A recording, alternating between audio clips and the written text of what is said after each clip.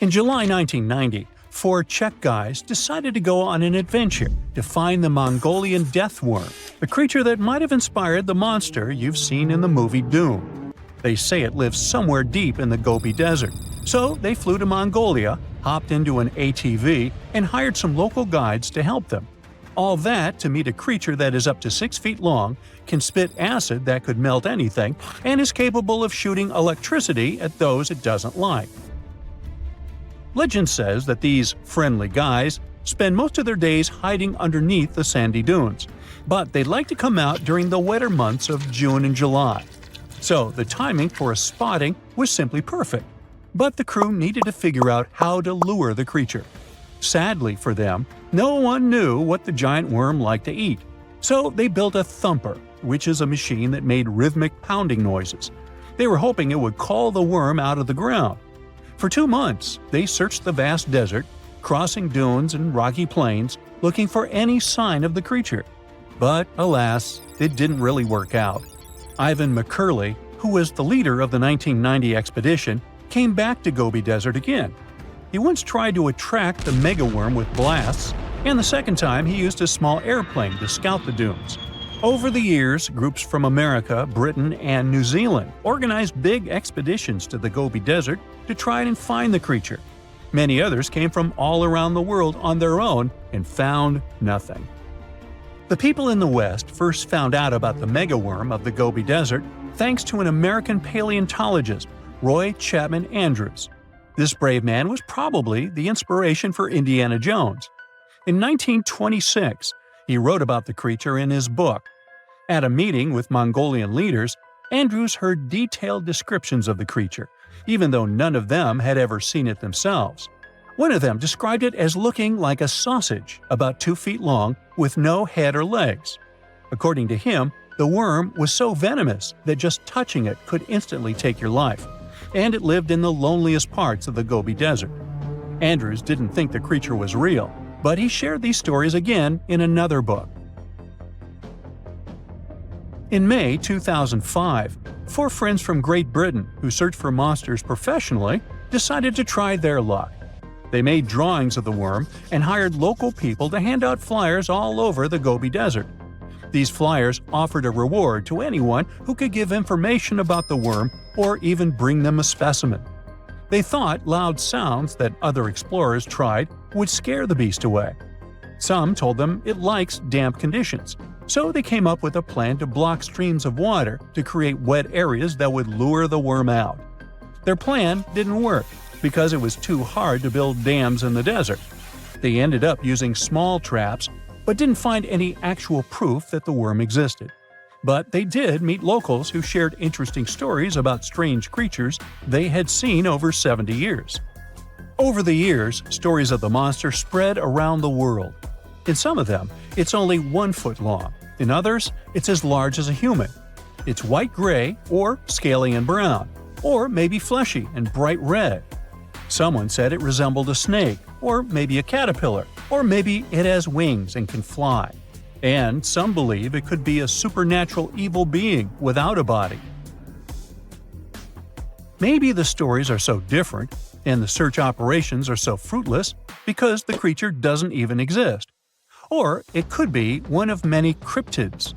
Those creatures like Bigfoot, Yeti, the Loch Ness Monster, their existence has yet to be proven. In 1983, one scientist who was visiting the region heard that an old man had managed to catch the mysterious worm. He also learned there was a nest nearby. The scientist bravely approached the hole in the sand and put his hand inside. A giant creature dragged him in, and he was never seen again. Just kidding. He actually found a Tartar sand boa inside. It's a chunky, burrowing, non-venomous snake that has small eyes and gray-brown scales. He showed it to the locals to verify if it was the monster, and supposedly all of them said yes. Most Mongolians who know about the worm still believe it's real. Now, even though people call our supposed monster a worm, it's just what it sounds like in the English translation. Many Mongol cultures have used this word for centuries to refer to any animals they thought to be really dangerous, especially snakes, even non-venomous ones. So, it doesn't have to be a literal worm after all. Worms are soft and squishy, but a creature living in the harsh Gobi Desert would need to be tougher, more like a snake or a type of lizard without legs. Neither of these creatures can shoot electricity or spit acid like they say the death worm does. But some snakes, like cobras, can spit venom that's dangerous for people. If it were real, the creature would have a backbone, and explorers searching for it would likely find some bones or evidence left behind. And there are actually fossil remains all over the Gobi Desert. Scientists found representatives of over 80 dino groups here over the last almost 100 years. It all started with the world's first dinosaur egg nests. This discovery changed all the scientists knew about dinos. It was the first proof they laid eggs. In the following 2 years, the same expedition team unearthed over 100 dinosaurs and took them to the American Museum of Natural History, where you can still see them today. Some of them were swimming around in the Cretaceous Sea that used to be here about 71 million years ago. They resembled modern birds. The mystery of the megaworm is still unsolved, but there used to be another mystery scientists finally managed to explain. Back in the 13th century, a famous traveler, Marco Polo, not the guy from the swimming pool game, crossed the Gobi Desert. He thought he could hear mysterious noises, like the sounds of musical instruments such as drums. He wrote about it in his book and believed he might be hearing the voices of restless spirits. Scientists call these noises singing sands or booming sands. Unlike the squeaky sound you might hear when walking on a sandy beach, these desert sounds are much louder, like a musical instrument playing deep, haunting notes. Over the years, people came up with all kinds of ideas about what caused the sounds, like underground water or winds making the sand vibrate. Not all dunes can do this, and scientists wanted to figure out why. Sometimes the winds might cause a small avalanche on the side of a dune, and then you can hear the magical sound start. But this is rare. So, to study it, scientists had to help the dunes sing. They climbed to the top of a dune and slid down on their backs, using their hands and feet to push sand down. As the sand tumbled, the sound started softly and got louder. They could even feel the vibrations with their hands. So they found out that for a dune to sing, a few special things need to happen. The grains of sand must be the right shape. The dune has to be big, and the sand must be very dry, so no singing after it rains. Inside the dune, there's a hard layer of packed sand that acts like a giant speaker. This layer bounces the sound waves back and forth, makes the noise louder and louder, and creates a haunting melody that can fill the desert air. In other words, the dunes can play tunes. Yeah, sorry, I couldn't help myself with that one. Now, if Earth's history were a movie, we humans would only take up the last second of the end credits. Our planet has been around for about 4.6 billion years, but our human story began about 300,000 years ago, in Africa. Now our ancestors had some wild adventures in nature. They could have run into creatures so big they'd make today's elephants look like puppies. The woolly mammoth is a pretty famous animal, sure. His cousin, though, the Columbian mammoth, not so much. This giant used to roam places from Canada all the way down to Mexico.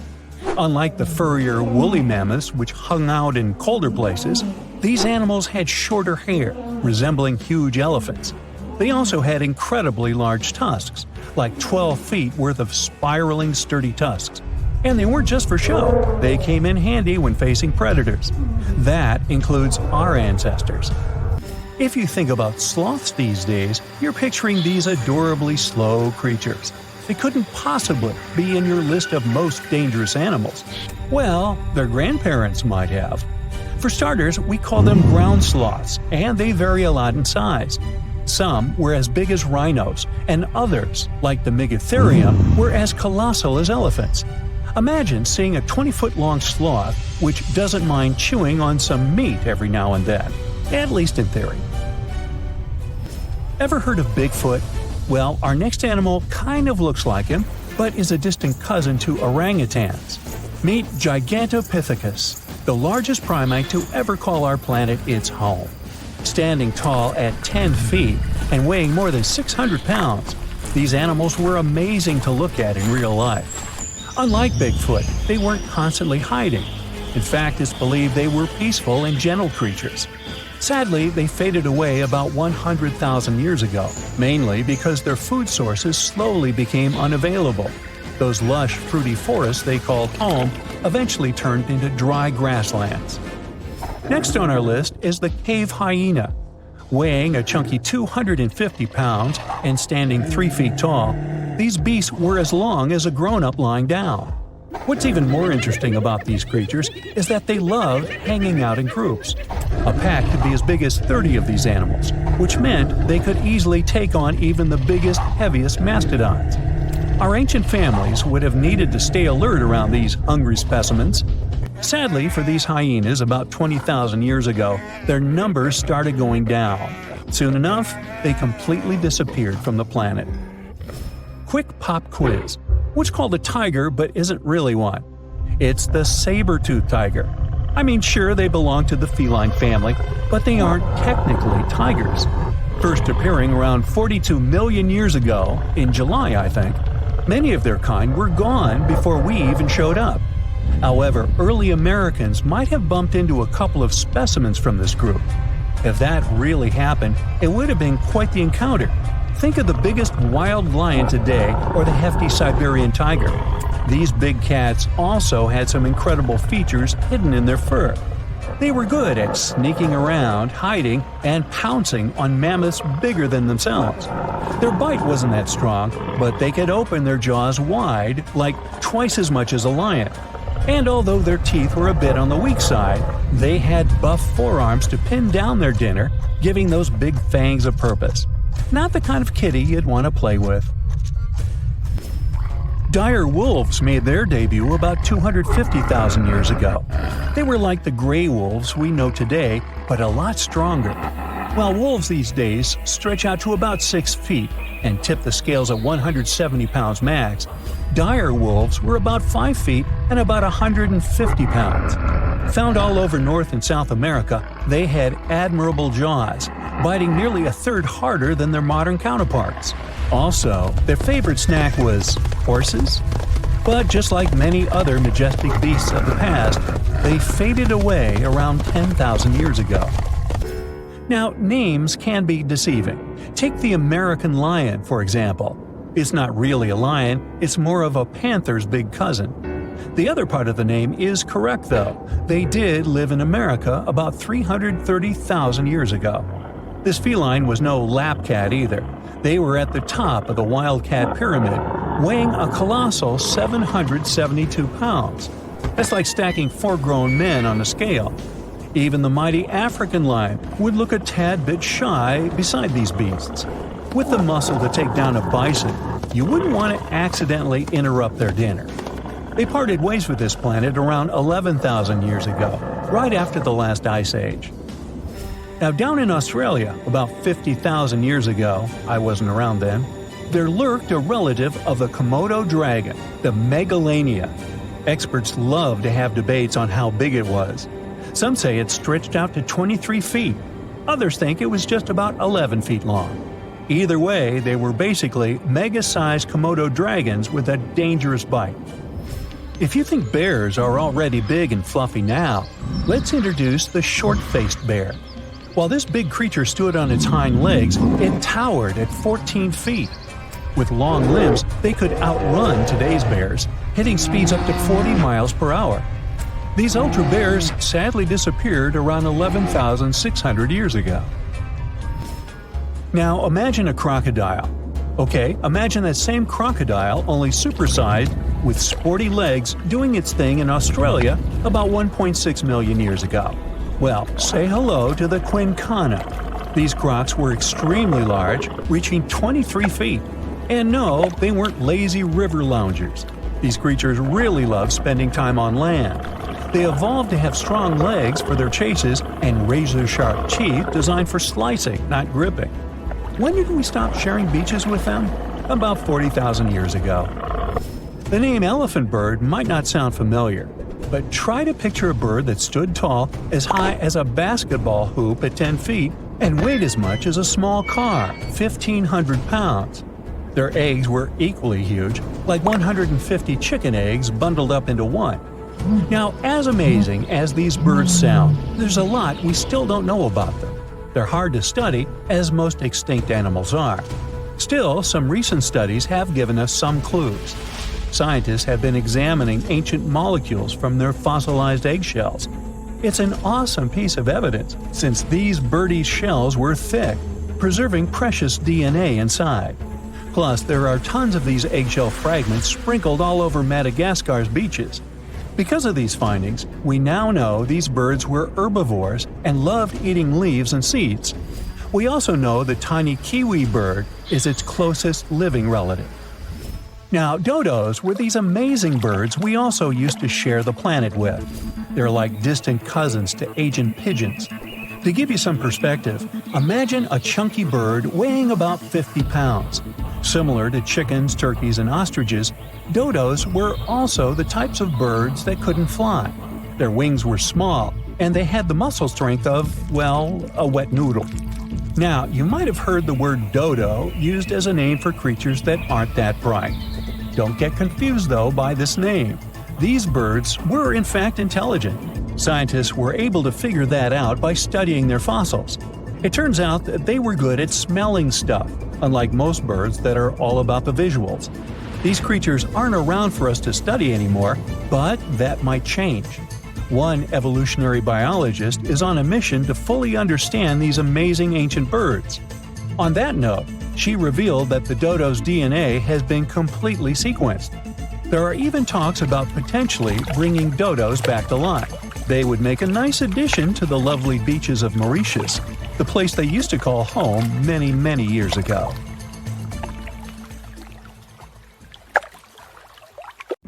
You decided to go scuba diving for the first time. The water is clear and the sun is shining on the seabed. You take a few selfies and the fish swimming by when suddenly, the ocean goes pitch black. You look up and, oh my, what is that gigantic animal? It's definitely not a shark, not a whale. Is it a turtle? Yup, but fear not, it's not gonna hurt you.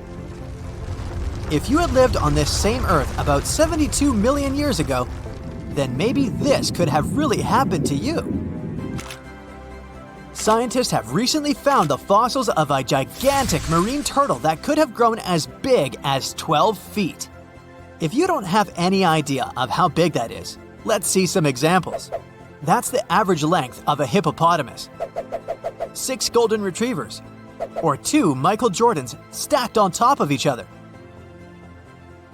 The turtle's scientific name is an homage to that old-school sea monster called Leviathan.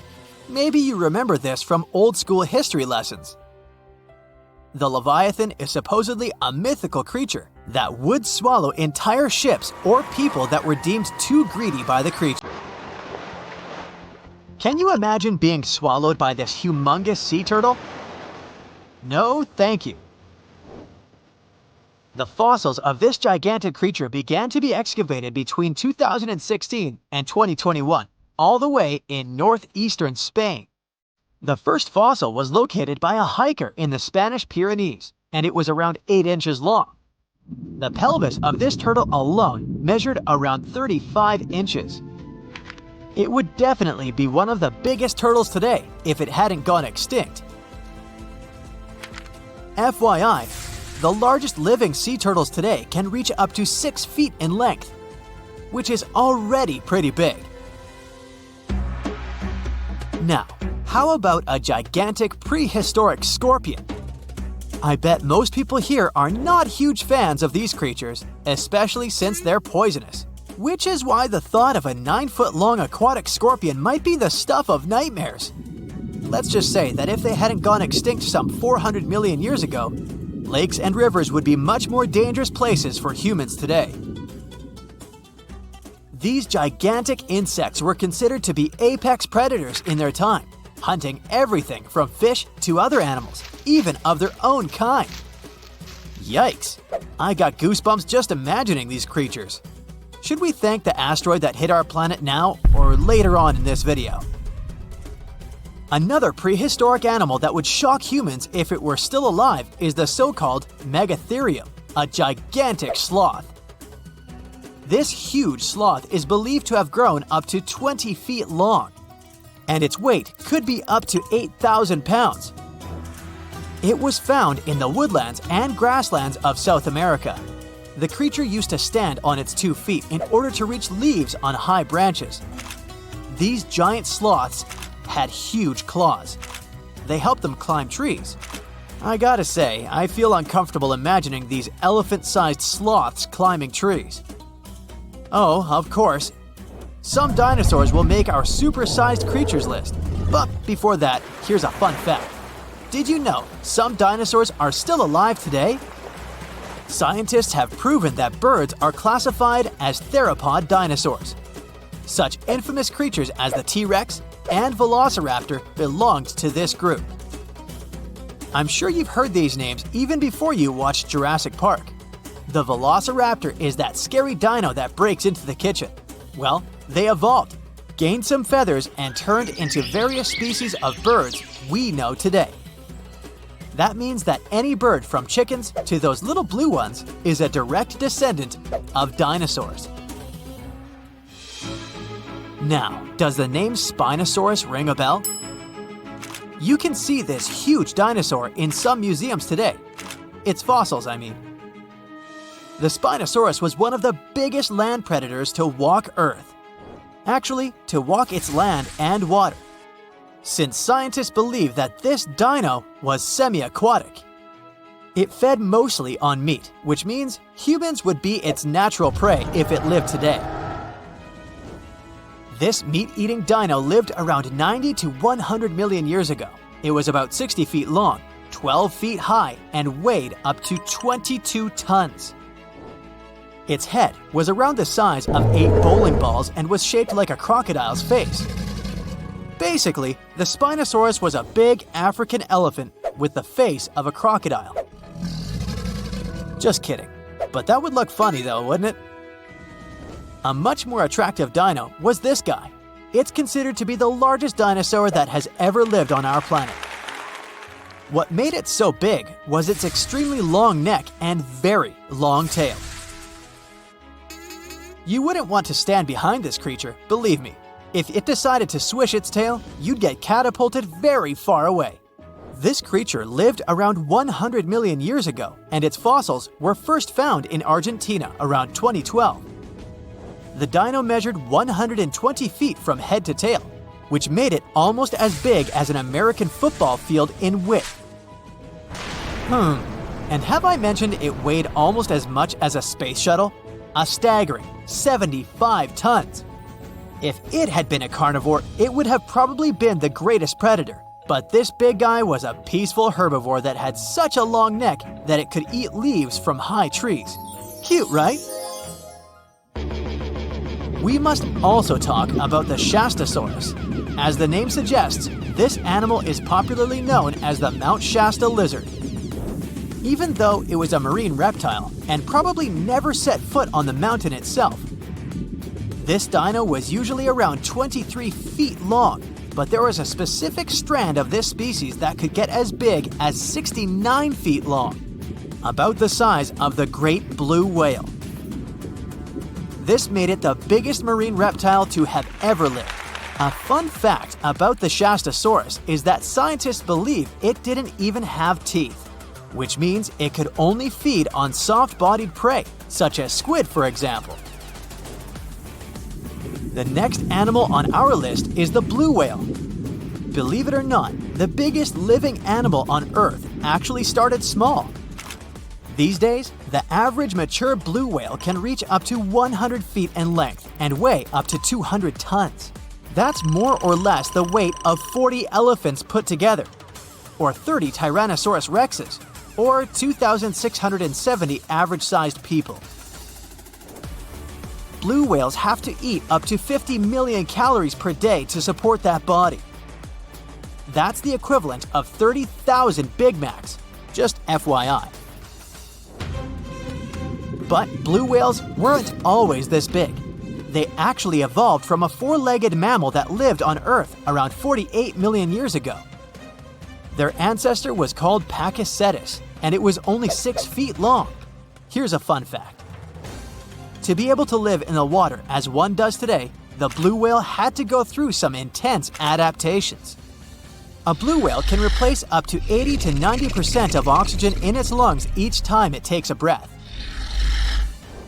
A human replaces only up to 15% for comparison. It allows these animals to dive for up to 1 hour at a time, down to a staggering depth of 330 feet. Elephants were bound to make the list. Elephants are currently the largest land animals on Earth. They can grow to be about 13 feet tall and weigh up to 7 tons. That's pretty small if we compare it to the other animals that once lived on Earth, right? But if we placed a 6-foot-tall human next to an elephant, we'll see it's not at all that small. African elephants are bigger than their close relatives, Asian elephants, and they have a similar lifespan to humans, up to 70 years. Pokemon might have made us collectively wish that salamanders were real-life dragons, although they're not. They can still be pretty cool though. There's a giant species of salamander that is known to be the largest living amphibian. They can grow to be as long as a regular-sized human, reaching up to 6 feet. I bet that wouldn't be a pleasant underwater encounter. Australia used to have its own giants. Those were huge animals that could have dwarfed anything living on this continent these days. Scientists found the remains of many of those ancient creatures in the Narracuta Caves in South Australia, 4 hours away from Adelaide.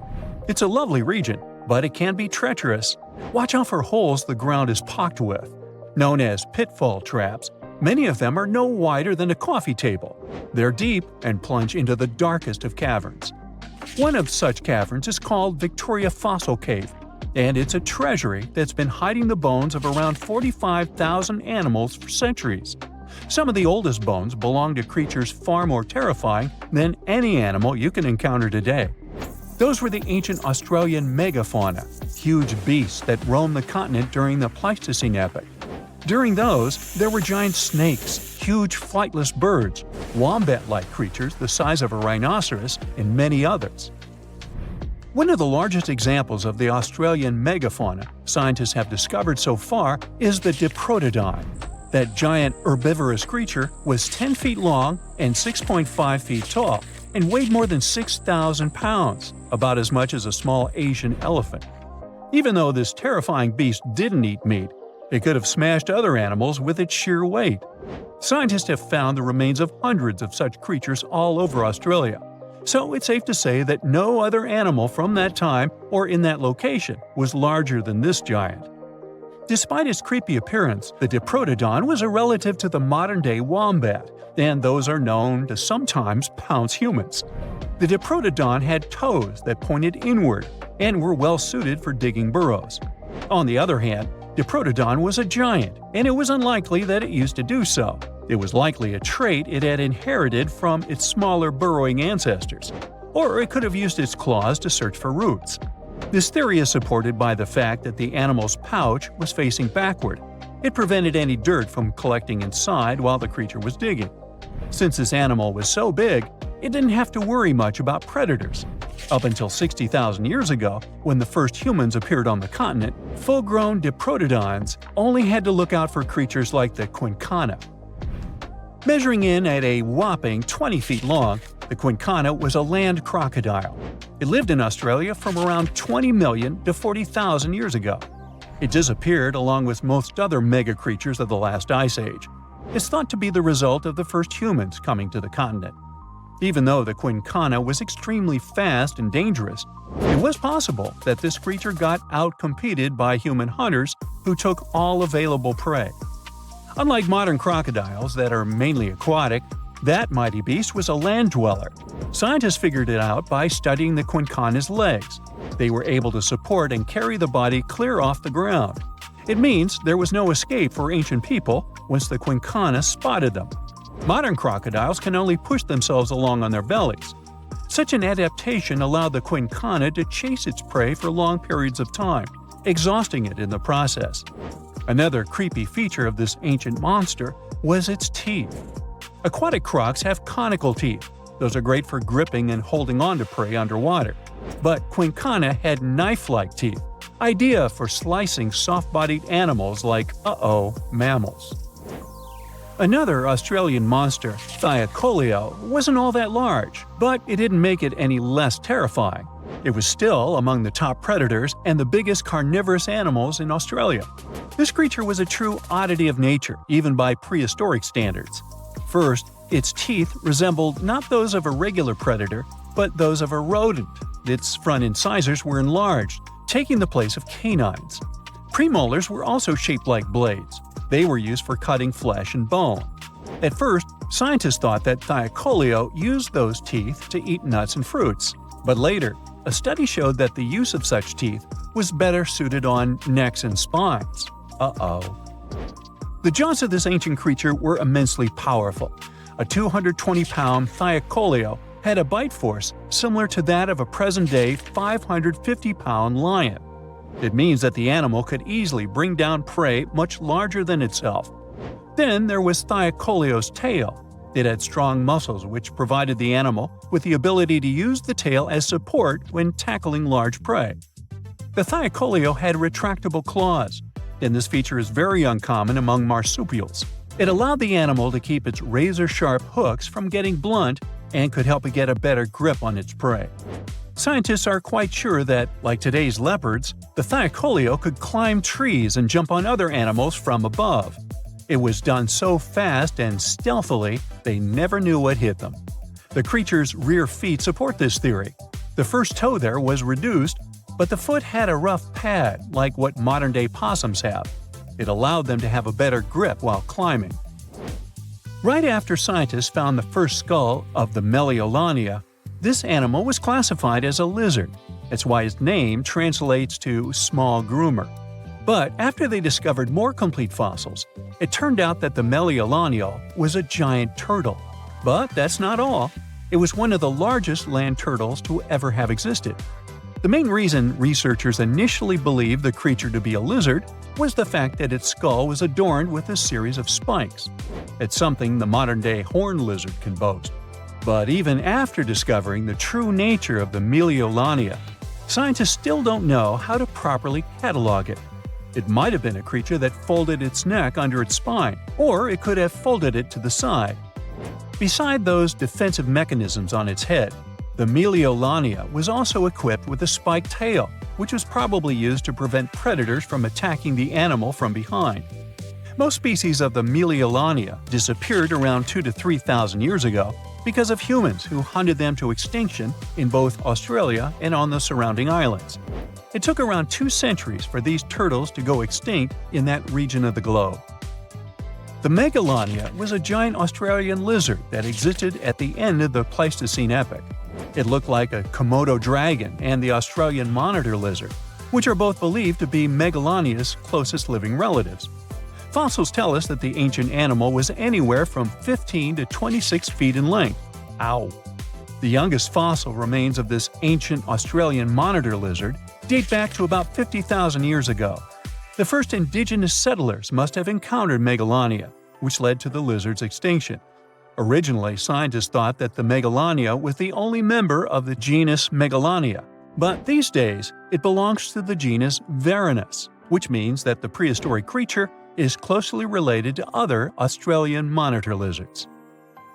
Our next giant creature on our list was once dubbed an ostrich on steroids. I mean, look at it. It was the last of the thunderbirds to go extinct in Australia. The Genyornis lived on the continent at the same time as early humans. They might have coexisted for 15,000 years or so before the huge bird eventually disappeared. This theory has some proof. The bird's fossils found along with human artifacts.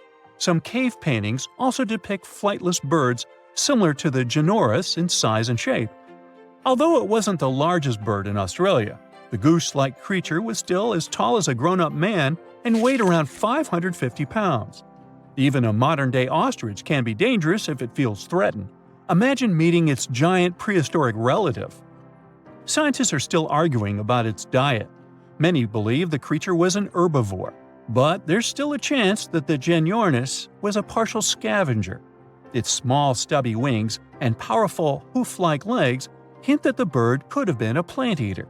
But its huge beak and exceptionally deep lower jaw evoke suspicion. Such features are highly unusual in birds. Today, I'm going to tell you about creatures that had unique features which allowed them to grow to incredible sizes. They were some of the most impressive animals to have ever existed on our planet. The Argentinosaurus is a genus of sauropod dinosaurs that lived approximately 97 million years ago in what is now South America. Scientists think it was one of the largest land animals ever, with a length of up to 100 feet and a weight of up to 100 tons. A farmer stumbled upon a giant leg bone while tending his cattle. That's how he discovered the first fossils of the Argentinosaurus in Argentina in 1987.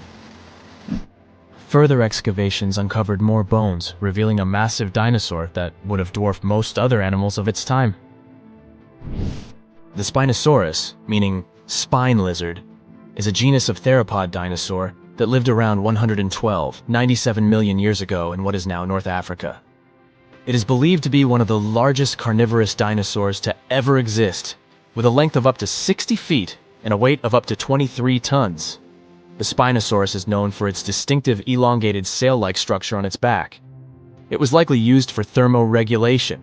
It also had long crocodile-like jaws that were lined with sharp teeth. This allowed the creature to catch and eat large prey, such as fish, crocodiles, and other dinosaurs. The first fossils of the Spinosaurus were discovered in Egypt in 1912. The sperm whale, Physeter macrocephalus, is a species of toothed whale that is the largest toothed predator on Earth. It also has the largest brain of any animal species.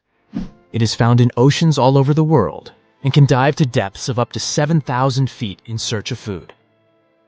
You can easily recognize sperm whales by their massive, block-shaped heads, which can measure up to 1/3 of their total body length. They have dark brown or grayish-blue skin and a distinctive wrinkled appearance. The Titanoboa is an extinct genus of a giant snake that lived approximately 58 million years ago.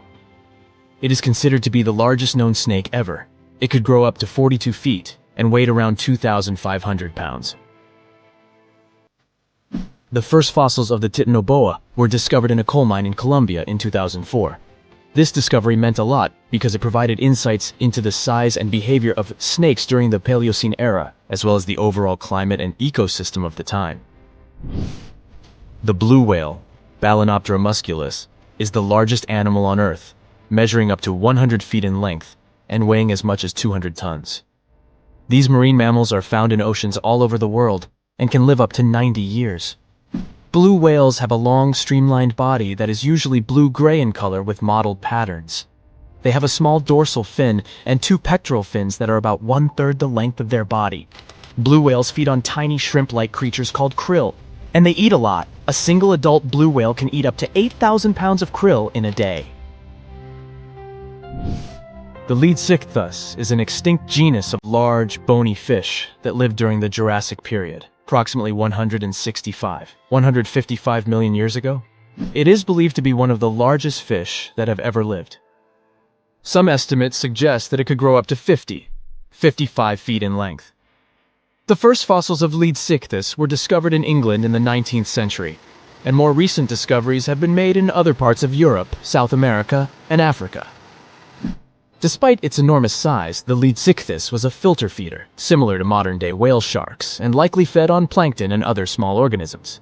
The creature did it by simply swimming with its enormous mouth open, filtering water through its gills. The pterodostro is an extinct species of flamingo-like birds that lived approximately 35 million years ago. They were relatively small birds with a wingspan of about 2-3 feet. And they were known for their distinctive long, narrow beaks equipped with comb-like structures used for filter feeding. The pterodostro lived in shallow bodies of water, like lakes and lagoons, and mostly fed on small crustaceans and other tiny organisms.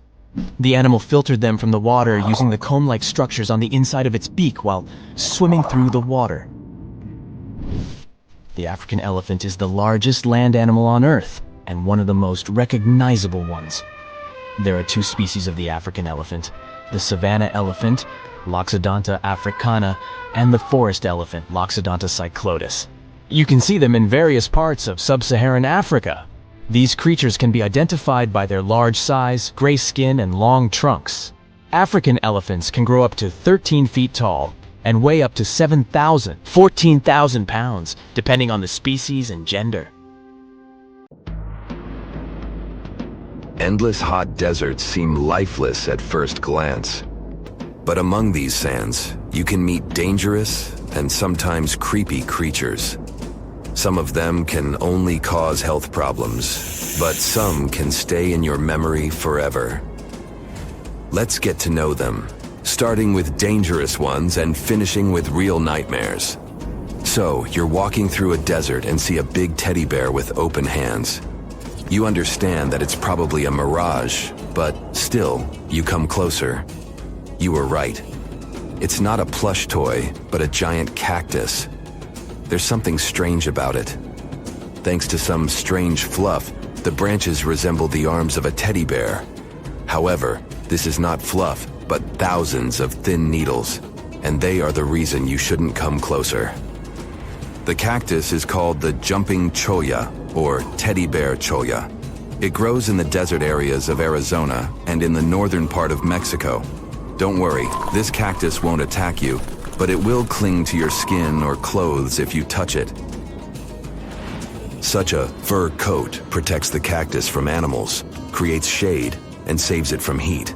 The lateral branches are the most important parts of the plant as they carry out photosynthesis and accumulate a large amount of moisture inside. So, despite all the danger, the cactus can be helpful for desert wanderers. And the danger here is needles. If you look closer at them, you will see they have the shape of hooks. One touch, and hundreds of thorns are already in your finger. It's pretty difficult to get rid of them, and the needles cause unpleasant, painful sensations. But the coolest thing about this cactus is the way it reproduces. The plant clones itself in a new place. When animals and people pass the jumping cholla and touch it, the cactus gives them a small piece of itself, along with the needles. As soon as you throw this piece to the ground, it takes root and starts growing. The degree of danger is rising. The next monster from the desert is running toward us, and that is an ostrich. Many think these animals are cowards hiding their heads in the sand. You will most likely change your mind if you're unlucky enough to meet one.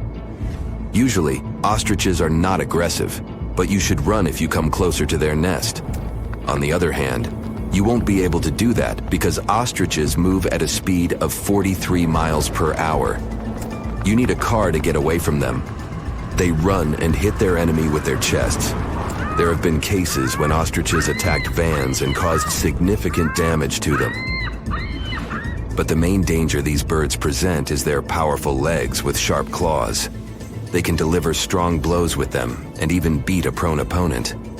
So yes, if you see an ostrich in the distance, go the other way. This small spotted lizard lives underground almost all the time in the arid deserts of the southwestern US and northwestern Mexico.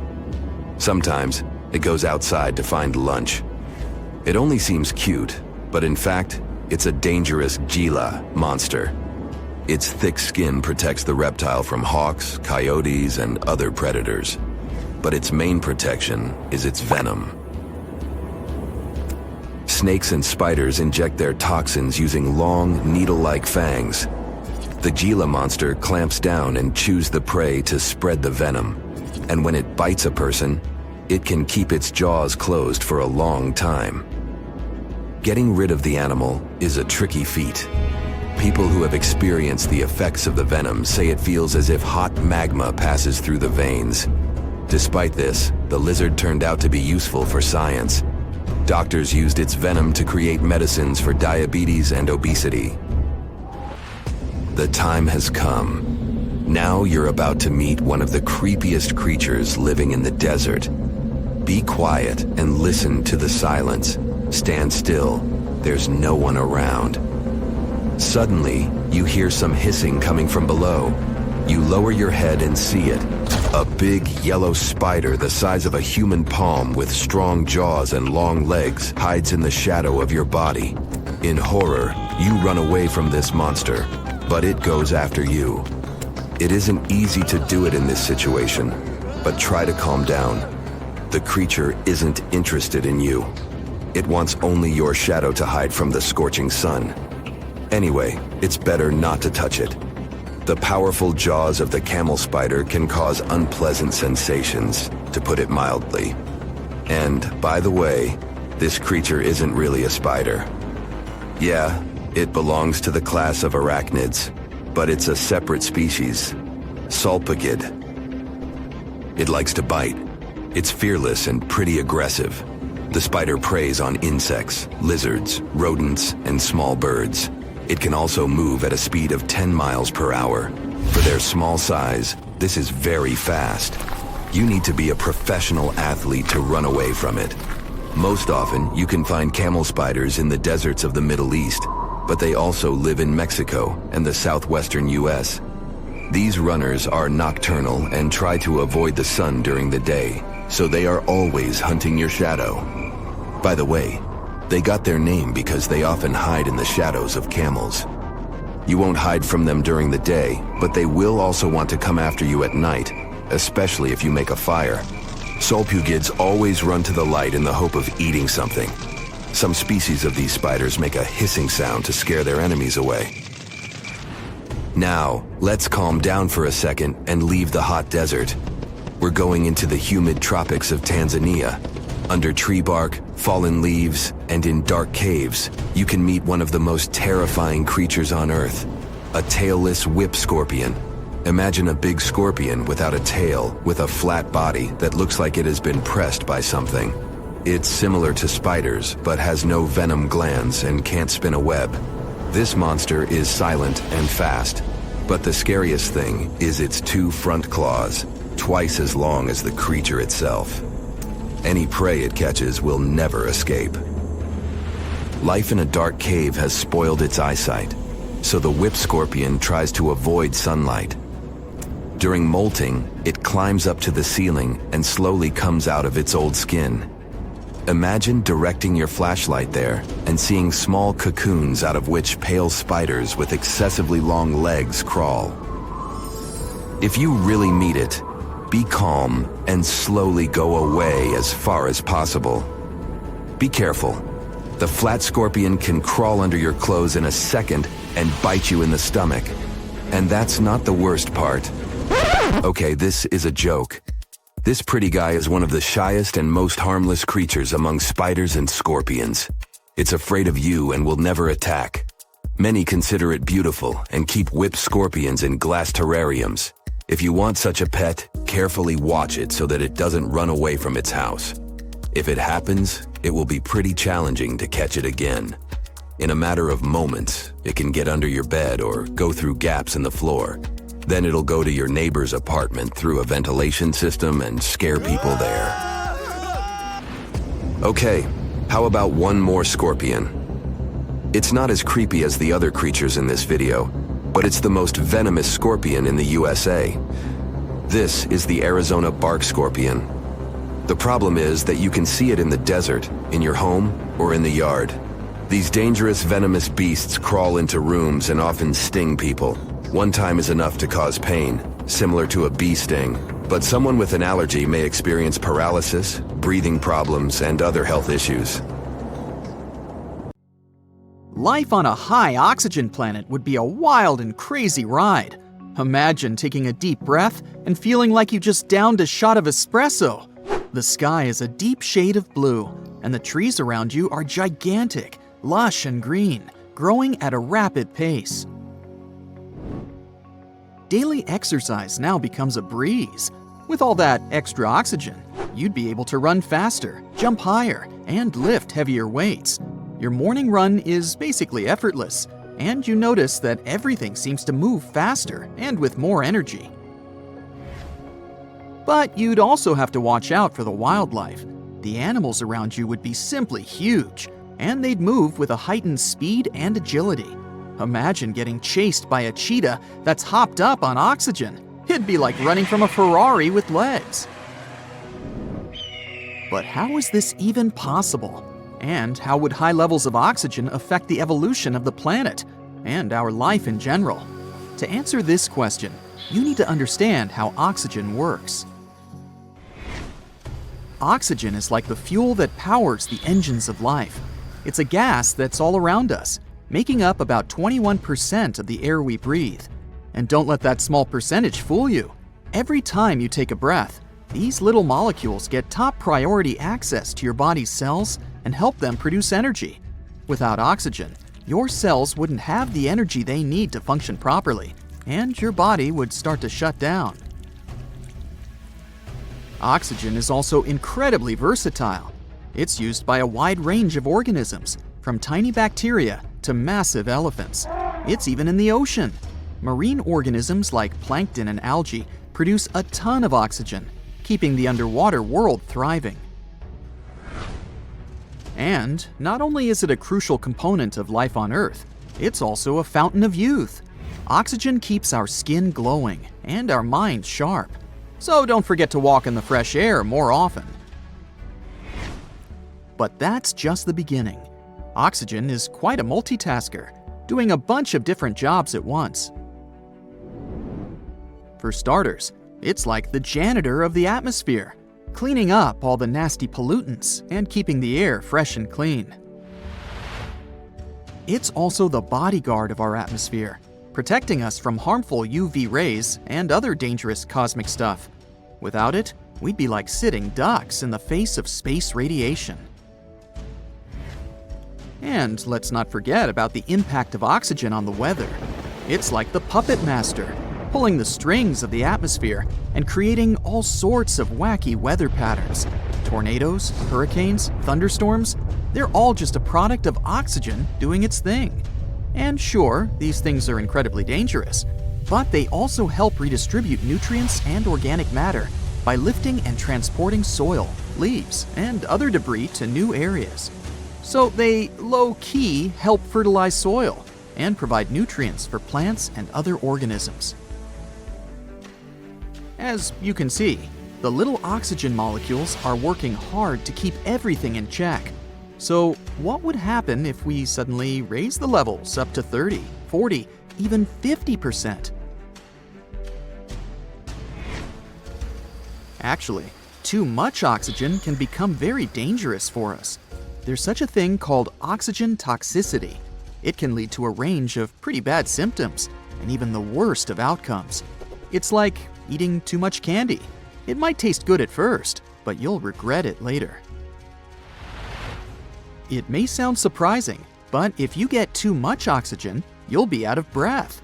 You might feel great at first, but pretty soon you'll start feeling dizzy, like you've been dancing for hours without taking a break. Also, high oxygen levels can be downright toxic to your body. It can leave you feeling like you got hit by a truck. In fact, something similar happened on Earth many years ago. For example, this kind of environment existed during the Carboniferous period, when plants first began to take root on land. At that time, oxygen made up 20% of the atmosphere, about the same as today. It continued to rise over the next 50 million years, reaching levels as high as 35%. It had some pretty profound effects on the planet. Around 300 million years ago, massive forests sprang up on land and huge swamps dominated low-lying areas. But as these giant plants decayed, something strange happened. The level of carbon dioxide in the atmosphere suddenly dropped. Normally, when something decays, microbes break it down and create carbon dioxide. This gas helps us to trap the sun's heat and makes the planet warmer. But when these giant plants were buried under the deep swamps, microbes couldn't do their magic. All this made our planet much cooler, in a temperature sense. Who knew that something as simple as a breath of fresh air could have such a big impact? But this period of life on Earth helped us understand what our planet would look like if the oxygen level on it was much higher. And here's what we learned. We've already talked about the initial boost of energy and the exhaustion that follows, so we might need to wear special masks or equipment to help us breathe comfortably. Such an environment could also help you heal faster. It's like having a team of tiny doctors inside your body. But the downside is that it could also make you more susceptible to certain diseases and illnesses. So we're maintaining a balance then, I guess. And with all that oxygen, we'd have some pretty spectacular sunsets and sunrises to enjoy. The extra oxygen in the atmosphere would scatter light in new and interesting ways, creating breathtaking displays of color in the sky. And it's not just humans that would be affected. Plants and animals can also experience some wacky effects. Plants might grow like they're on steroids, reaching towering heights, like the beanstalk from that fairy tale. Imagine how much food we'd be able to harvest. Giant trees and crops could provide us with more sustenance than we've ever had. And animals might experience some crazy mutations. The oxygen-loving species, like insects and arachnids, would be the winners of this situation. They would simply thrive in such a world, growing bigger and stronger than ever before. So if you've ever been terrified of a giant spider that you found in the house, just imagine what it would be like if it were 5 times bigger. But for species that have adapted to lower oxygen levels, things don't look that great. Mammals, for example, would have a pretty tough time. This could lead to a shift in the balance of power among different species, with some thriving and others struggling to survive. Overall, we could see some seriously cool adaptations, like birds developing the ability to fly higher than ever before. Dealing with huge animals could be both exciting and challenging. We'd probably have to build stronger shelters and try to stay out of their way. All this could also lead to increased natural disasters, as well as damage to ecosystems and wildlife. Fires would ignite quickly and burn fiercely, making wildfires a constant threat. Even a simple spark from a campfire could potentially lead to disaster. We might need to rethink our cooking and heating methods to avoid any accidents. By the way, if we lived on a planet with less oxygen, say about 15%, we would also have a hard time. For example, our bodies would have to work much harder to obtain the same amount of oxygen as they do on Earth. We would probably experience fatigue and shortness of breath much more quickly, and physical exercise would be much more challenging. We could have some problems with memory and concentration. So the amount of oxygen we have now is the most ideal. Let's appreciate it. As you can see, living on such a planet would be a real roller coaster. It would require some serious caution. But as long as we were careful, we'd be able to enjoy the benefits of all that extra oxygen in the air. Just be prepared for some wild and wacky effects along the way. Meet Costello. He's a Brazilian reef octopus. But Costello isn't a regular octopus. While watching him, scientists began to suspect that he might be experiencing nightmares. When he was sleeping, he was changing colors, making some wild movements, expelling water, and even releasing ink. They decided to study Costello for a while. His behavior during sleep resembled stress and fear. The study showed that he might see vivid dreams, which are, at times, spooky. Well, as just one octopus, these cute underwater creatures are known for their intelligence and sometimes human-like behavior, so it's entirely possible that they see dreams just like we do. In Costello's case, he might be haunted by memories of tough times off the coast of the Florida Keys. Poor Costello has a rough past. He lost a tentacle to a predator before captivity, so maybe that's what he sees in his dreams. If proven true, this discovery could reshape how we perceive intelligence and awareness in both animals and humans. Well, it turns out plants can talk. Well, kind of. Scientists found out that plants actually make ultrasonic clicks when they're stressed. Imagine tomatoes and tobacco plants in a jam. They're making sounds like popping bubble wrap, but way too high for us to hear. These are called ultrasonic signals, and they might be their way of indicating stress. That would mean that plants can communicate with each other, and stressed plants prefer to be drama queens and let everybody know about their troubles. They make around 30 to 50 pops and clicks per hour. Calm and healthy plants don't do nearly as much. And not only do plants talk, but even have their own language. They make different sounds depending on whether the plant is experiencing thirst or is bothered by a snipped stem or something else. Moreover, some of them are so dramatic that they start ringing alarms even before they show signs of dehydration, when they know they're getting close to it. Scientists aren't sure why they do that, though. They believe that it might involve cavitation, a term that means air bubbles dancing in the plant's plumbing.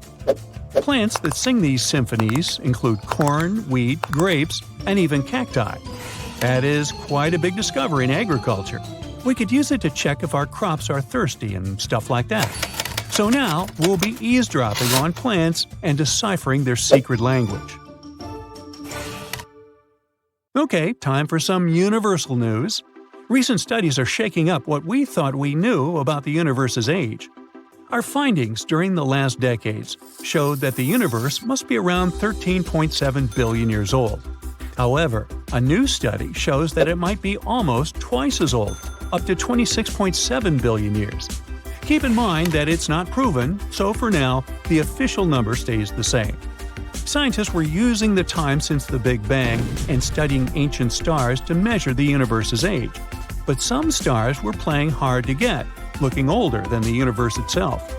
For example, the ancient star Methuselah, which is estimated to be around 14 billion years old, which would be older than our universe. Also, the James Webb Space Telescope caught galaxies looking super mature just a few hundred million years after the Big Bang. All this poses some hard puzzles for astronomers. But this new hypothesis combines the expanding universe theory with something called the tired light theory. It suggests that light loses energy as it zips across cosmic distances. Combine this with the expanding universe theory, and bam! As the universe expands, the light loses energy, so we simply can't see all the super ancient stars that are very far away from us, which is why we could make a mistake in calculating our universe's age. The new model also pushes back when galaxies started forming. It suggests that those early galaxies spotted by the Webb telescope took way longer to form than we originally thought. This study is a serious shakeup in the scientific community. If we made such a huge mistake in calculations, we'd have to rethink the very fundamental astrophysics principles. That would be a giant leap, and we'd have to make a huge makeover of almost everything. Which is why we need to be very cautious about it. So while scientists test this new theory, we just have to wait for the results. Now, these aren't the only space news. The new AI technology is already being actively used for scientific research. This time, AI is helping us to look for signs of extraterrestrial life. Researchers in SETI created machine learning algorithms that would help us sift through the cosmic noise faster and more efficiently. When you point a radio telescope at the stars, it's like turning into a celestial radio station that's full of different signals. We catch everything from pulsars to radio galaxies and earthly interference. Obviously, it would be pretty hard to identify a potential signal from extraterrestrials in all this mess. For over 60 years, scientists had to do all this manually. It was a daunting task to scan the skies and explore countless stars and radio frequencies. But now, AI came to help. The algorithms are trained to recognize and distinguish known interference patterns, like those from mobile phones and electronic devices amidst the cosmic data. They spot anything deviating from known patterns, the potential needle in the haystack. And we've already had some breakthroughs here. The astronomers caught 8 signals that didn't fit known patterns. While not confirmed as extraterrestrial life, they show that there's a great potential for future research. Going back to animals, this time we're visiting prehistoric Earth. Imagine turtles so massive they make today's turtles look like tiny toys. Recently, scientists stumbled upon the fossilized remains of one of these giants.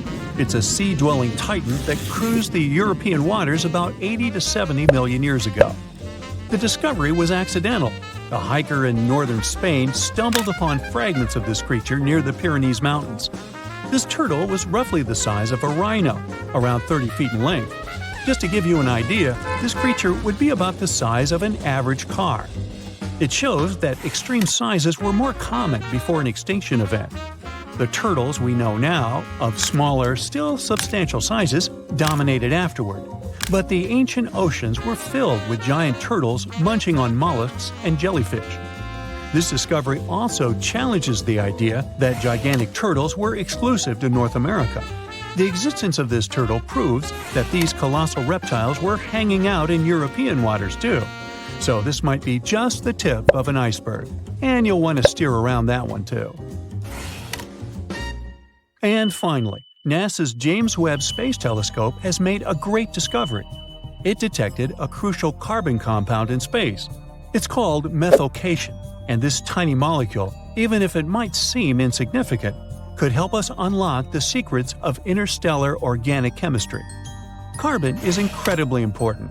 Carbon molecules are building blocks that construct everything from stars to planets to, well, us.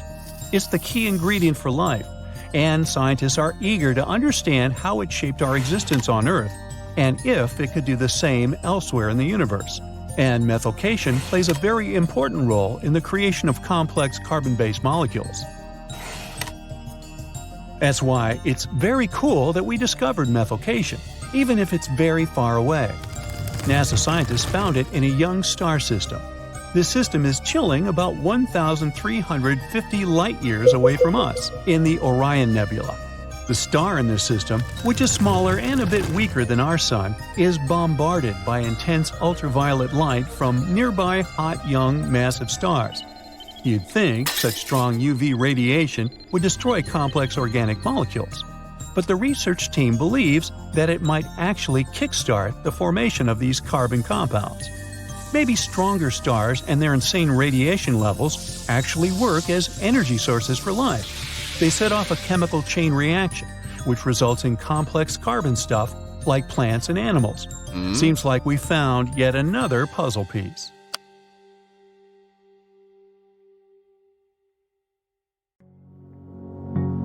Imagine a planet where every breath you take electrifies your body like a shot of espresso. The sky above you is an intense shade of blue, while colossal trees stretch towards the heavens, their vibrant green leaves growing at an astonishing rate. Daily exercise becomes a thrill like no other.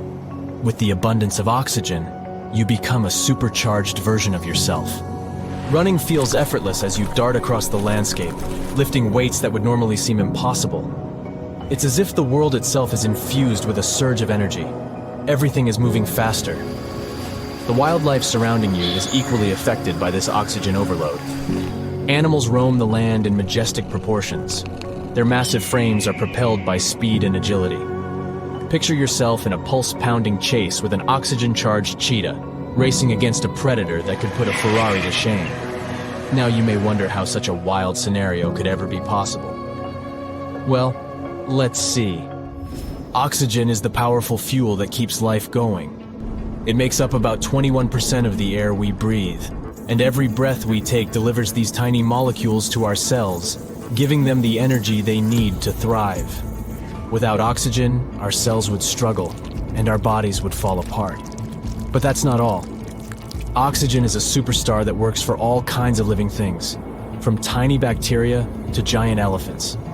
It's even important underwater, where it enriches the oceans. Amazing creatures like plankton and algae produce lots of oxygen, creating a thriving underwater world. But to fully understand the impact of high oxygen levels on the planet, prepare for a journey back in time. Recently, scientists have made an astonishing discovery. They tested rocks from two different places that were really far apart. And can you believe it? These rocks held tiny pockets of gas that showed how oxygen levels shot up by almost a third in a very short time.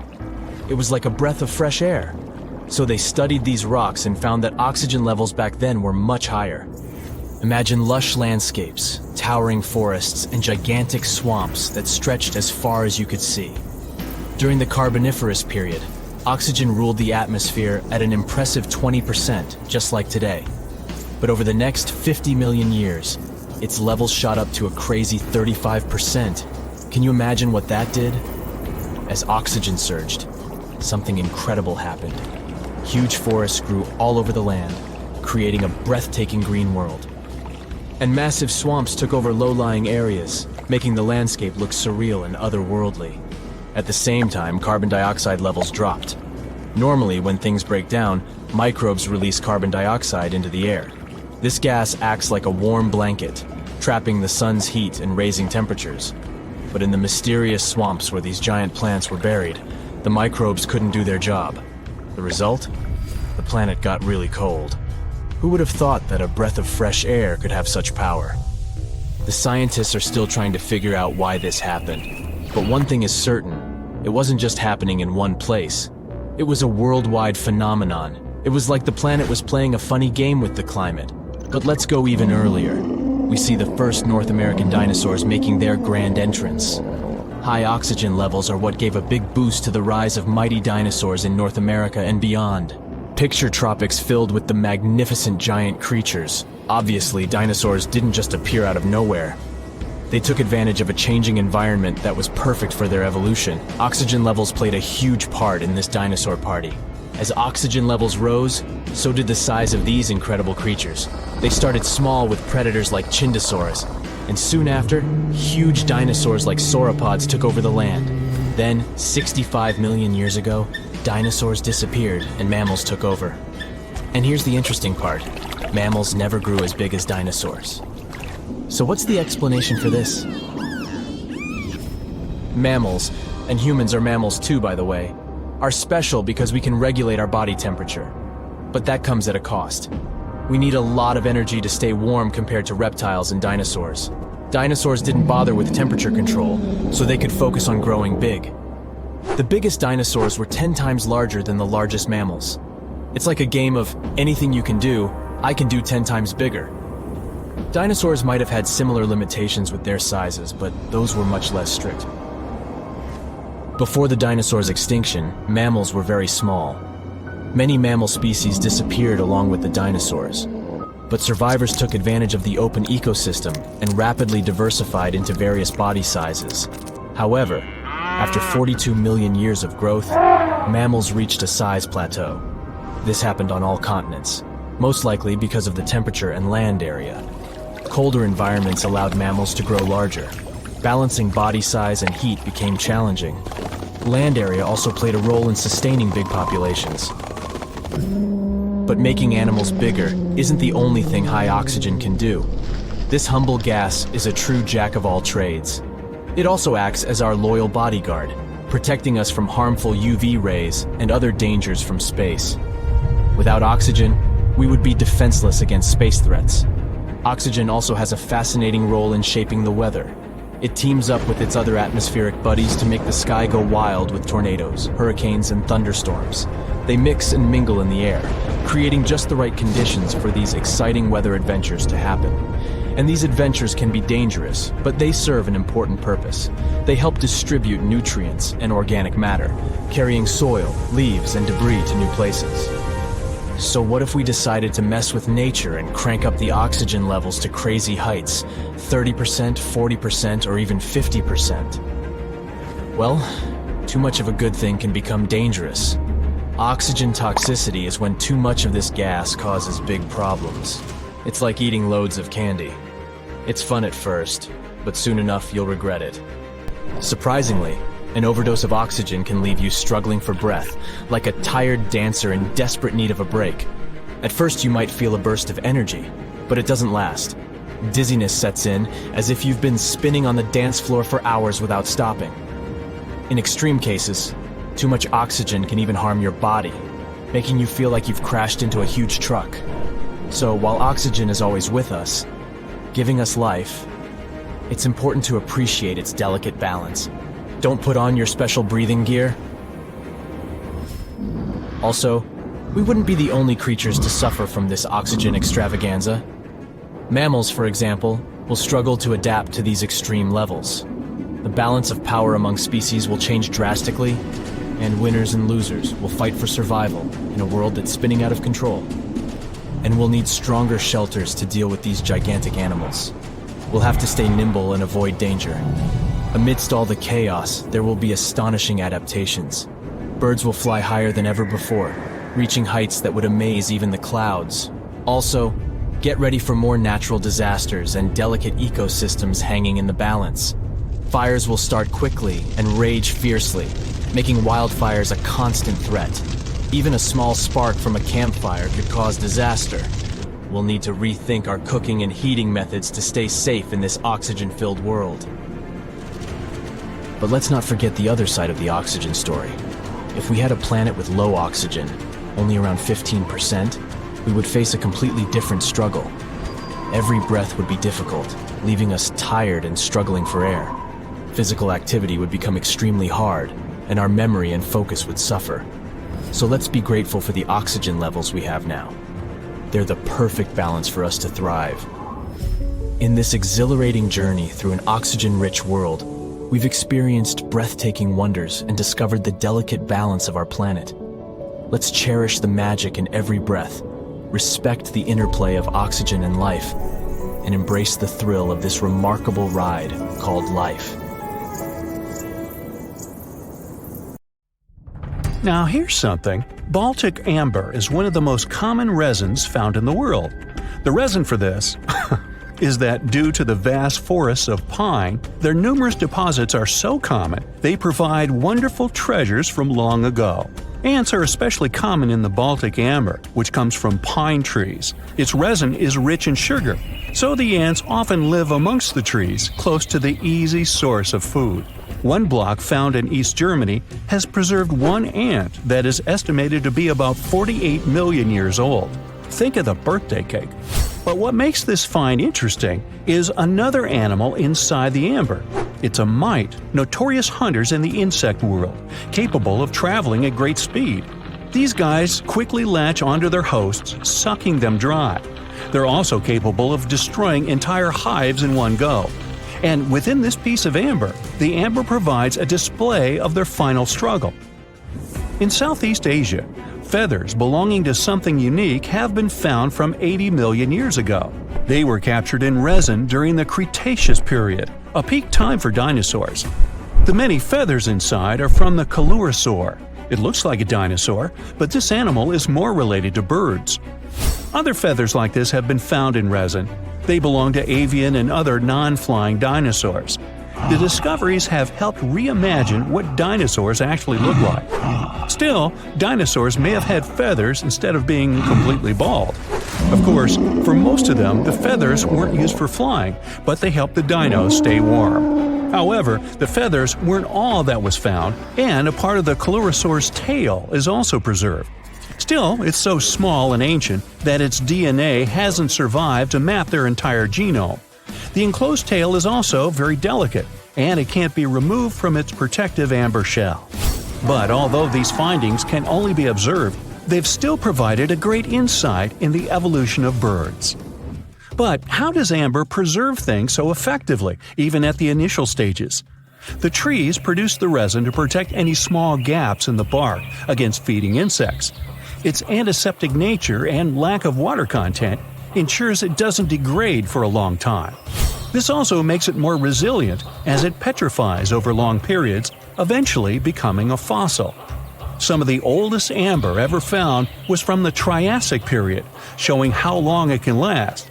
The pieces from Italy are about 230 million years old. And inside one of these ancient droplets holds the oldest arthropod ever recorded. This mite found inside has provided a broader understanding to their evolution. Today, they're known to mainly annoy gardeners by feeding on the petals of flowering plants. However, at the time the mite was caught, flowers didn't have any petals, and it would be without this tasty meal for another 100 million years. Now, 100 million years ago, Myanmar was part of Gondwana, the great supercontinent. At that time, Myanmar wasn't part of Asia yet.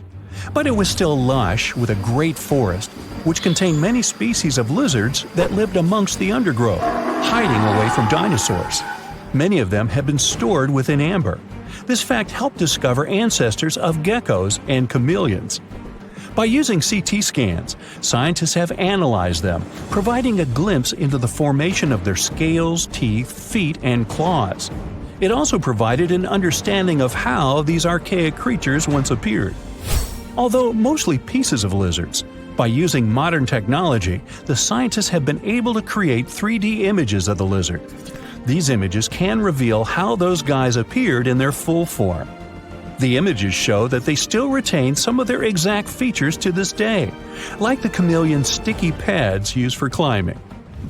A salamander fossil from around 20 million years ago is one of the most intact specimens ever found in amber. Details of its final moments show that it had been attacked before getting stuck in the resin.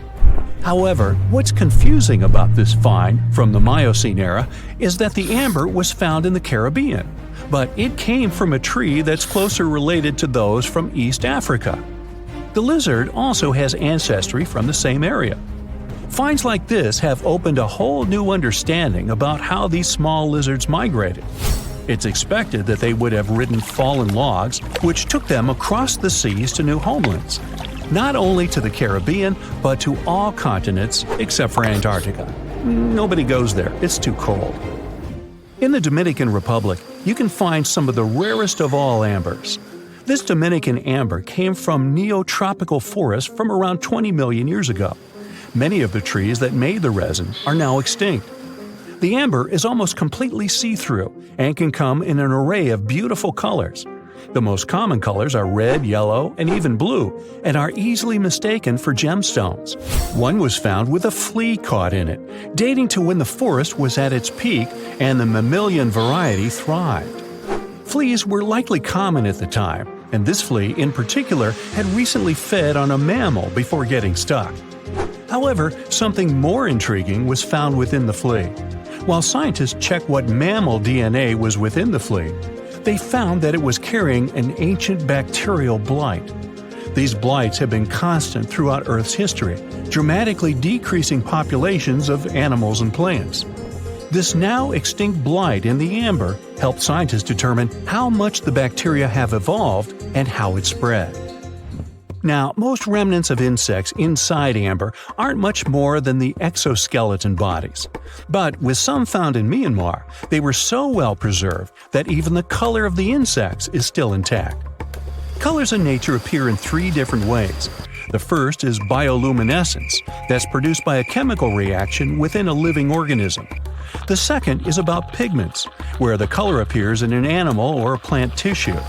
The third is called structural coloration, and the production of colors here is explained by microscopic surfaces fine enough to react with the light. The rare insects in amber were found in the form of structural coloration, but only at specific wavelengths. It all explains the very intense colors rarely found. 99 million years later, these bugs can still show their vibrant colors – blue, purple, and green. Some of them appear so different in color and shape that they almost look like they're from another world. Which of course they are, a very old one. Ants have been around for about 168 million years, based on fossil evidence provided. They're well known for their social hierarchies and their hive mind system. They've dominated almost every corner of the insect world, but when these social capabilities came about have been difficult to determine. Yet, recently, amber dated from 100 million years ago has shed some light into their evolution. Several amber pieces have preserved various ant types, including the worker ants, guardian or soldier ants, and even a queen ant. Before these pieces were found, it was estimated their social nature occurred millions of years later. A piece of amber, dated 100 million years ago, helped shed light on the evolution of birds. A perfectly preserved bird that hatched preserved in amber was already equipped with its flight feathers.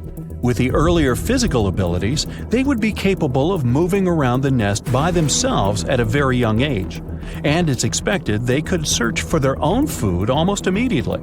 But as birds continue to evolve and spend more time in the skies, their brain developed larger for their cognitive abilities. After hatching, their early development was then more focused on the brain, and the chicks slowly became more reliant on their parents over time. In Spain, a massive treasure trove of amber and other fossils has been found. Inside, there were remnants of an entire ecosystem that existed 110 million years ago. A bunch of individual fossils were found. The vast collection includes many types of insects, mollusks, arachnids, plants, 50 different dinosaur bone fragments, feathers, and hair from mammals, and a McDonald's burger wrapper. Nah, just kidding. With the abundance of findings, it's helped researchers understand the ancient terrestrial ecosystem that once existed. With loads of specific details of the environment, they've reconstructed the swamp. This way, it's now possible to experience what it was like in the world of dinosaurs.